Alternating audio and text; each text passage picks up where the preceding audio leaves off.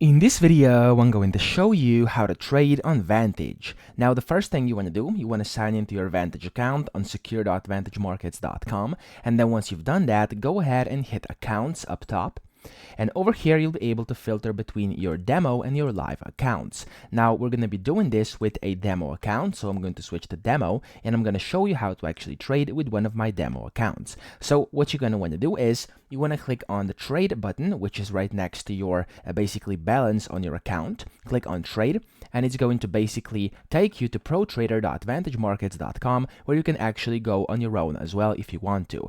Now, the first thing you're going to want to do is you want to sign in. So here, I'm going to sign out for you, so you'll be able to see how this looks like. There we go. In here, you have to put in your account number and then your password. Now, these two are going to be sent to your email upon creating your account over here, either a demo or a real one.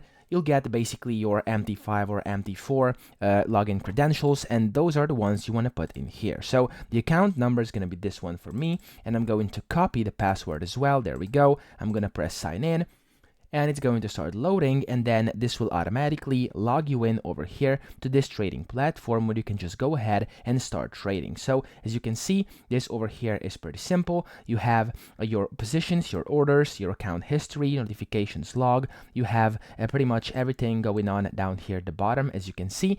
And then over here at the very right, you have a bunch of different things. You have your watch list, and then you have your data window. You have your object tree over here. So if you want to show that, that's cool as well. You have your order panel, so if you want to actually open that up, you can open that up too. Currently it's still loading.